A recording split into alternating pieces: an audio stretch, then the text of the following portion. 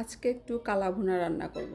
কালা ভুনা রান্না করার জন্য আমি এখানে 1 কেজি পরিমাণ গরুর মাংস নিয়েছি। আমি এখানে হাড়, মাংস, চর্বি সব মিক্স করে নিয়েছি। হ্যালো এভরিওয়ান, আসসালামু আলাইকুম। সবাই কেমন আছেন?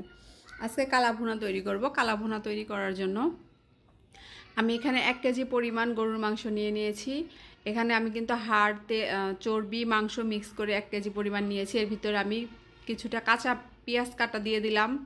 এর ভিতরে আমি পেঁয়াজ বেরেস্তা দিয়ে দিলাম, অনেকগুলো পেঁয়াজ বেরেস্তা দিয়ে দিলাম। এরপর দিয়ে দিচ্ছি আদা রসুন বাটা। সব মশলা দিয়ে আমি এটা মাখিয়ে নিব। আপনাদের যাদের হাতে সময় থাকবে অবশ্যই আপনারা 1 থেকে 2 ঘন্টা আগে ম্যারিনেট করে রাখতে পারেন, তাহলে আরও বেশি ভালো হবে। আমি এখানে পেঁয়াজ বেরেস্তা দিয়ে দিলাম, কাঁচা পেঁয়াজ কুচি দিয়ে দিলাম, আদা জিরা বাটা, রসুন বাটা এগুলো সব দিয়ে দিলাম। এখন দিয়ে দিচ্ছি এলাচ, দারচিনি, এগুলো সব দিয়ে দিলাম।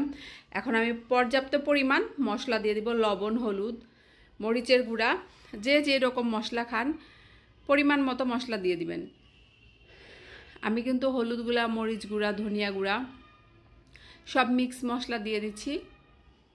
পরিমাণ মতো সব কিছু দিয়ে দিচ্ছি। আপনারা যে যেই পরিমাণ মানে মাংসর পরিমাণ অনুযায়ী আপনারা মশলাটা দিয়ে দিবেন। যেহেতু আমি এখানে 1 কেজি মাংস নিয়েছি, তো 1 কেজি মাংসর তুলনা যতটুকু লাগবে দিয়ে দিলাম। লাস্টে কিন্তু আমি আরেকটা মশলা মিক্স করলাম। এটা গরুর মাংসর যে মশলাগুলো থাকে, মিক্স একটা মশলা দিয়েছি। এখন আমি তেল দিব। তেল দিয়ে, সরিষার তেল দিয়ে রান্না করছি আমি। কালা ভুনাটাতে আমি সরিষার তেল ব্যবহার করব। এরপরে হাত দিয়ে সুন্দর মতো মাখিয়ে দিব। আপনাদের সময় থাকলে অবশ্যই 1 ঘন্টা 2 ঘন্টা আগে ম্যারিনেট করে রেখে দেবেন, তাহলে আরও বেশি ভালো হয়। আমি এখানে কোনো ধরনের কোনো কেমিক্যাল মানে বাজারের কেনা মশলা ব্যবহার করি নাই, আর্টিফিশিয়াল কোনো মশলা ব্যবহার করি না। আমি সব কিছু বাসার একদম ন্যাচারাল মশলা ব্যবহার করছি। দেখেন আমি এখানে যে পানিটুকু দিলাম, এই পানিটুকুই, এখানে আমি আর কোনো পানি অ্যাড করব না। যে পানিটুকু দিয়ে দিলাম এই পানিটুকুই। এখন দেখেন আমি একটু জোরে জাল দিয়ে একটা বলক উঠায় নিলাম। এখন আমি মাঝারি আঁচে রেখে দিব। মাঝারি আঁচে রেখে দিব, একদমই স্লো না, আবার একদম অনেক বেশিও না। আমি মাঝারি আঁচে চুলার জালটা রেখে দিব। রেখে দিয়ে এটা আমি প্রায় 1 ঘন্টার মতো জাল করব। এইটা থেকে যে পানিটা বের হবে, এই পানিতেই কিন্তু মাংসটা সিদ্ধ হয়ে যাবে। আমি একটু পরপর কিন্তু নেড়ে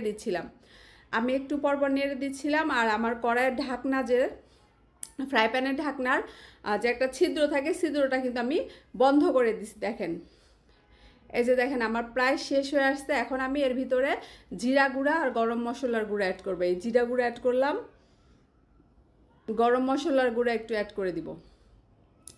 আবারও বলছি, এটাতে কিন্তু কোনো ধরনের পানি দেওয়া যাবে না। হালকা একটু পানি যে ফার্স্টে দিছি, ওই পানিতেই কিন্তু আমি প্রায় 1 ঘন্টার মতো জাল করছি। আর চুলার আঁচটা একদমই মাঝারি আছে। আর এটা ঢাকনার যে ছোট্ট একটা ছিদ্র, এই ছিদ্রটা কিন্তু আমি বন্ধ করে দিয়েছিলাম। দেখেন মাংসটা কিন্তু সেদ্ধ হয়ে গেছে। এখন আমি বাগার দিব। বাগার দেওয়ার জন্য আমি এখানে শুকনা মরিচ, পেঁয়াজ কুচি আর রসুন কুচি নিয়েছি। এগুলো আমি এখন সুন্দর মতো ভেজে নিব। পেঁয়াজ কুচি, রসুন কুচিগুলো আমি তেলে সুন্দর মতো লাল করে ভেজে নিয়ে এর ভিতরে কালা ভুনাটা বাগার দিব। আমি কিন্তু একদম ঘরোয়া উপাদান দিয়ে তৈরি করছি, আমি কোনো আর্টিফিশিয়াল মশলা ইউজ করি নাই। তো বাগার দিচ্ছি। বাগার দিয়েও আমি আরও 10-15 মিনিটের মতো এটা নাড়াচাড়া করব। এরপরে সুন্দর একটা কালার চলে আসবে।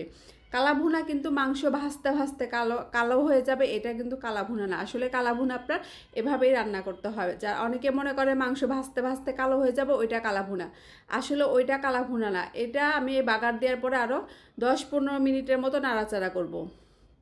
দেখেন ফাইনাল কালারটা দেখেন, এই হয়ে গেছে আমার কমপ্লিট কালা ভুনা। তো আপনারা যারা যারা কালা ভুনা রান্না করতে চান, ঘরোয়া উপাদানে একদম ঘরের হাতে তৈরি মশলা দিয়ে রান্না করতে পারবেন। তো সবাই কিন্তু একদিন রান্না করে খেয়ে দেখবেন। আজকের ভিডিও